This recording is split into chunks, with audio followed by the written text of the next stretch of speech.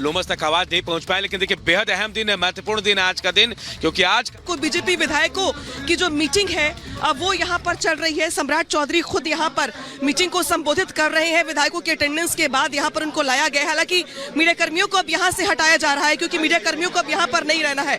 और देखिए सम्राट चौधरी खुद यहाँ पर लोगों को संबोधित कर रहे हैं। और देखिए अब यहाँ पे अटेंडेंस के बाद अब यहाँ पे मीटिंग एक तरीके से माने तो औपचारिक तौर पर शुरू हो गई है, जहाँ पर विधायकों को ये बताया जाएगा कि किस तरीके से जो मीटिंग है वो बुलाई गई, क्यों बुलाई गई, इसका एजेंडा क्या है और किस तरीके से आज एक जो बड़ा फेरबदल देख रहे हैं बिहार की सियासत में, उसको लेके ये मीटिंग काफी अहम हो जाती है। क्योंकि नीतीश कुमार एक बार फिर से एनडीए के साथ मिलकर सरकार बनाने जा रहे हैं। तो देखिए यही वो हॉल है जहां पर बीजेपी विधायकों की मीटिंग चल रही है। और 10 सेकंड भाई साहब, 10 सेकंड। तो देखिए यहाँ पर देखिए किस तरीके से मीटिंग चल रही है अंदर। और अब ये मीटिंग यूं मान ले तो शुरू हो चुकी है। इसके बाद विधायक जो है 1 घंटे के बाद करीब यहाँ से निकलेंगे। इसके बाद कुछ विधायक जो है यहाँ से निकलेंगे और जाएंगे जेडीयू दफ्तर पे, जहां पे जो लेटर है जो समर्थन का वो यहाँ पे तैयार करवाया जाएगा। इसी के बाद सम्राट चौधरी इस मीटिंग को संबोधित कर रहे हैं। और नित्यानंद राय हो, चाहे बाकी अन्य लोग हो, चाहे बाकी एक्स मिनिस्टर्स हो, सभी अंदर मौजूद है, विधायक भी अंदर मौजूद है। और यहीं पर संबोधन भी हो रहा है सम्राट चौधरी का। कल जो बात हुई थी, कल जो मीटिंग हुई थी, उसके बाद से अब तक कोई विधायक खुल करके बोल नहीं रहा है। लेकिन आज जो मीटिंग होनी है उसमें पोर्टफोलियो समेत नई सरकार के गठन को लेकर जो औपचारिक तैयारियां होती हैं, चाहे विधायक अपने क्षेत्रों में जाए, चाहे विधायकों को समझाया जाए, बताया जाए कि भाई जो फैसला किया गया वो क्यों किया गया और ये फैसला किस मायने में महत्वपूर्ण हो जाता है। और देखिए अब सीधे रुख करते हैं लोमस का। लोमस, यहाँ पर बीजेपी के दफ्तर में जो मीटिंग है विधायकों की वो तो शुरू हो गई है। यूं मान ले तो बहुत कम वक्त बचा है जब विधायकों की मीटिंग खत्म हो जाएगी। इसके बाद जो समर्थन का लेटर है वो ले जाया जाएगा। लेकिन आपके पास क्या जानकारी मिल रही है?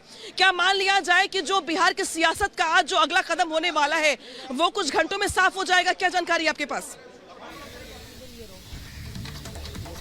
बिल्कुल अनामिका, साफ तौर पे आज बिहार की राजनीति के लिए सबसे बड़ा दिन है। और साफ तौर पे एलजेपी के जो स्टेट प्रेसिडेंट है राजू तिवारी, वो हमारे साथ बात करने के लिए मौजूद हैं। आज बिहार की राजनीति के लिए सबसे बड़ा दिन है, एक बड़ा उलटफेर, नीतीश कुमार फिर से एनडीए में आज शामिल हो जाएंगे। नहीं, अभी आप लोगों के माध्यम से पता चल रहा है कि इस्तीफा देंगे। अभी तो इस्तीफा दिए नहीं है, लेकिन मीडिया के माध्यम से पता चल रहा है कि आज इस्तीफा देंगे। इस्तीफा दे देते हैं, उसके बाद हम लोग अपना स्टैंड क्लियर करेंगे। हालांकि हमारे नेता आदरणीय चिराग पासवान जी के बीजेपी के बड़े नेताओं से लगभग टेलीफोनिक और उनसे जाकर के मुलाकात हुई है। सारे बिंदुओं पर बात हुई है, कई सारे बिंदु पर बिहार के कैसे विकास हो, इस सारे बिंदुओं पर बात हुई है। हमारे नेता की क्या सोच है बिहार में, इस सब बिंदुओं पे बात हुई है। और एक सौहार्दपूर्ण वातावरण में बात हुई है और निश्चित रूप से बात का रिजल्ट अच्छा हो रहा है। कल अमित शाह से भी जो चिराग पासवान की मुलाकात हुई थी, क्या क्या मुद्दों पे बात रही है? और जब नीतीश कुमार फिर से सीएम बनकर के, क्योंकि एनडीए के सीएम बनकर के वो बैठेंगे, तो उसके बाद क्या समीकरण बिहार के रहेंगे, क्या राजनीति पे असर पड़ेगा और क्या विकास पे असर पड़ेगा, उसको लेकर के, क्योंकि अमित शाह से लगभग आधा घंटे तक चिराग पासवान की बैठक हुई थी। और आज चिराग पासवान फिर बिहार जाएंगे और ये कहा जा रहा है कि जेपी नड्डा के साथ जाएंगे बिहार। नहीं, हम भी आप लोग के माध्यम से सुने हैं कि नड्डा जी के साथ जाएंगे। अभी पता भी हम जा रहे हैं। और हम जो आप पूछे बात हुई है, बहुत सारे बिंदु पे बात हुई है। बिहार में क्या मेरे नेता की सोच है, मेरे पार्टी की क्या सोच है, इस सब ढेर सारे सीटों पर और सारे कई बिंदुओं पे बातचीत हुई है। और बातचीत बहुत सौहार्दपूर्ण वातावरण में हुई है। और निश्चित रूप से बिहार में एनडीए के नेतृत्व में बिहार आगे बढ़ेगा। आरजेडी भी बैठक करने वाली है 1 बजे। हाँ, स्वाभाविक रूप से करना ही चाहिए, दल है, उनका अधिकार है बैठक। यानी लोमस, स्थिति जो है वो भले ही अभी क्लियर ना की जा रही हो, लेकिन आखिरी मोहर कहीं ना कहीं लगनी यहां पर बाकी है। वापस आपके पास हम यहां पर लौटे। लगातार सियासी समीकरण बदल रहे हैं। वही बड़ी खबर, बड़ी अपडेट आपको बताएं, जिस तरीके से लगातार बड़े अपडेट यहां पर मिल रही है आरजेडी को लेकर। बड़ी जानकारी ये कि बिहार के अखबारों में विज्ञापन, बड़े फैसलों को तेजस्वी की देन बताया जा रहा है। 4 लाख नौकरियों के लिए तेजस्वी को श्रेय यहां पर दिया गया है। वहीं जातीय जनगणना का श्रेय, शिक्षक कर्मियों को राज्य कर्मियों का जो दर्जा देने का श्रेय, ये सब कुछ तेजस्वी यादव की देन बताया जा रहा है आरजेडी की तरफ से। अखबारों में दरअसल ये फुल पेज विज्ञापन दिया गया। तो देख रहे हैं आप तस्वीरें, किस तरीके से विज्ञापन दिया गया है। आपने कहा, आपने किया, और आप ही करेंगे, इस तरह की बातों का जिक्र है। अनूप, आपके पास आते हुए, आप राबड़ी देवी के आवास के ठीक बाहर इस वक्त मौजूद हैं। तस्वीरें हम लगातार देख रहे हैं कि अखबारों में बड़ा बड़ा एकदम विज्ञापन छपा है, बता रहे हैं कि तेजस्वी यादव ने क्या कुछ किया। लेकिन तेजस्वी यादव का वो एक बयान भी याद आता है कि इतनी आसानी से तख्ता पलट नहीं होने देंगे। तो क्या लग रहा है, इसको लेकर क्या सुगबुगाहट है? क्योंकि तैयारियां तो दूसरी तरफ शपथ की चल रही हैं, यहां पर इनका दावा था। देखिए, स्ट्रैटेजी आरजेडी की जो कल उन्होंने कहा था वेट एंड वॉच, तो वेट एंड वॉच के बाद स्ट्रैटेजी भी शुरू हो गई है। आज ये एक अखबार की तस्वीर आपने देखी थी, लेकिन तमाम अखबारों पर ऐसे ही विज्ञापन डाले हुए हैं और उसमें लिखा हुआ है कि तेजस्वी ने 17 महीनों में क्या किया, कैसे युवाओं को जोड़ा, मेडल लाओ, नौकरी पाओ की रणनीति अपनाई, कैसे युवाओं के दिलों में बसे, क्या क्या काम किया आरजेडी ने, वो लोगों को बताने की कोशिश कर रहे हैं तेजस्वी यादव। आरजेडी की तरफ से यह स्ट्रैटेजी है। और दूसरी तरफ यह भी कहा जा रहा है कि लालू यादव ने साफ तौर पर कहा है कि अपने विधायकों को वो नीतीश के खिलाफ कोई भी बयान देने से बचे। यह स्ट्रेटेजी का हिस्सा हो सकता है। फिलहाल अभी यहां बहुत शांति है। थोड़ी देर बाद जब विधायक यहां पहुंचेंगे तो शायद हो सकता है कुछ अलग रणनीति पर बातचीत हो, लेकिन स्ट्रेटेजी पर आरजेडी ने काम करना शुरू कर दिया है। बिल्कुल, बिल्कुल। अब ये देखिए, श्रेय लेने की बेहोड़ मची हुई है। बहुत बहुत शुक्रिया अनूप, आपका। बने रहिए आप हमारे साथ। और उधर जेडीयू प्रवक्ता नीरज कुमार का आरजेडी पर हमला, और उन्होंने कहा कि नीतीश ने बड़े पैमाने पर नौकरियां दी हैं। घाल मेल ना होने से आरजेडी को दर्द है और राजस्व विभाग में गड़बड़ी की कोशिश की गई है। नौकरियों में गड़बड़ी करना चाहती थी आरजेडी, ये सीधा सीधा आरोप लगाया है जेडीयू प्रवक्ता नीरज कुमार ने।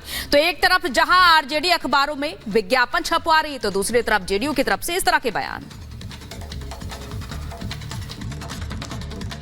हमारे साथ मौजूद है नीरज कुमार जी, एक अखबार लिए हुए हैं। नीरज जी, ये तेजस्वी यादव ने एक एडवर्टीजमेंट निकाला है जिसमें ये कह रहे हैं कि 4 लाख से अधिक नौकरी, लाखों बहाली सब इन्होंने किया है, और ये क्रेडिट ले रहे हैं क्योंकि इन्होंने चुनाव में वादा किया था कि सरकारी नौकरी देंगे और इन्होंने किया। ये सब देखिए, ये आज हर अखबार में है इनका ऐड। तो आप क्या कहेंगे? माल महाराज का मिर्जा खेले होली, ये प्रण हमारा आपका है तेजस्वी यादव। इसके आधार पर आपने क्या किया?